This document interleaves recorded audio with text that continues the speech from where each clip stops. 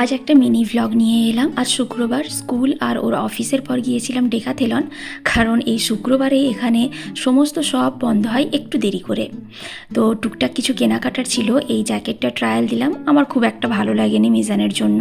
আজ একটু তাড়াহুড়ো করছি, যার জন্য শপের খুব একটা ডিটেলস দেখাতে পারছি না, কারণ এখন বেজে গেছে 7:30 আর 8টার মধ্যেই এটা বন্ধ হয়ে যাবে।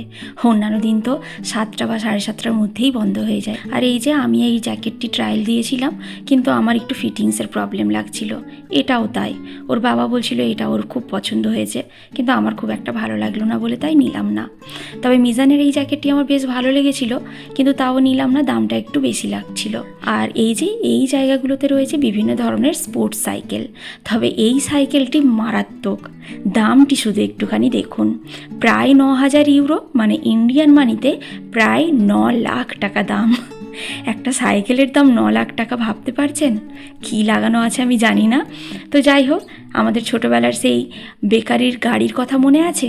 এখানেও কিন্তু এইগুলো খুব ইউজ হয়। তবে হ্যাঁ, বেকারির জন্য নয়, নিজেদের বাচ্চাদেরকে নিয়ে যাওয়া নিয়ে আসার জন্য এই গাড়িগুলো অনেকেই ইউজ করেন। তবে এইগুলো কিন্তু যেমন তেমন নয়, দামের দিক থেকে একটা আলাদাই স্থান দখল করে। প্রায় 5,000 ইউরো, মানে ইন্ডিয়ান মানিতে প্রায় 5 লাখ টাকা দাম। যাই হোক, আমাদের কেনাকাটা প্রায় কমপ্লিট।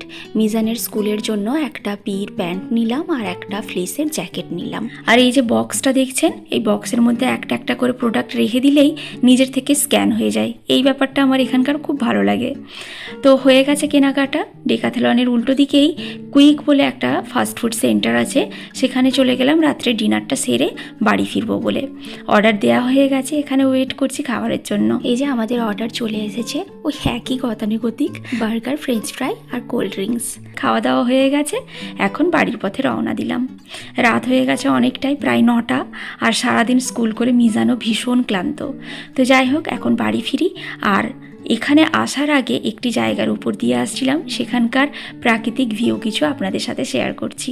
ওখানে ভিডিও তুলতে ভুলে গিয়েছিলাম। আমার দাদাকে ছবিগুলো পাঠানোর পর দাদাই আমাকে বুদ্ধি দিল যে একটা ছোট্ট ভ্লগ করে ছাড়, খুব ভালো লাগছে ছবিগুলো তোদের। তাই লাস্টে ছবিগুলো অ্যাড করে দিলাম আপনাদের সাথে শেয়ার করব বলে। এখন তো এখানে অটাম চলছে, আর কিছুদিন পর ফল শুরু হবে, তাই গাছের পাতাগুলো বিভিন্ন কালারে রঙে গেছে। আজ তাহলে এই অবধি। ভালো থাকবেন সবাই, সুস্থ থাকবেন, আর মোস্ট ইম্পর্টেন্ট, সবাইকে ভালো রাখবেন।